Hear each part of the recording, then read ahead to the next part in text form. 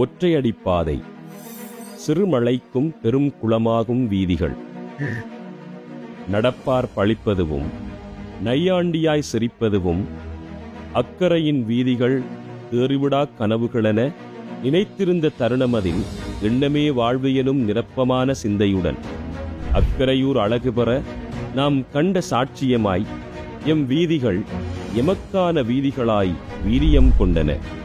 வடிகான்கள் செழுமையுற நேர்த்தியின் உறைவிடமாய் முழு நாடும் வியக்கும்படி பயணித்தோம் நம் பாதைகளில். நாம் அடைந்த அபிவிருத்தி யார் அடைந்தார் சொல்லுங்கள்? மனதிலே கரம் வைத்து ஒரு முறையேனும் கேளுங்கள்.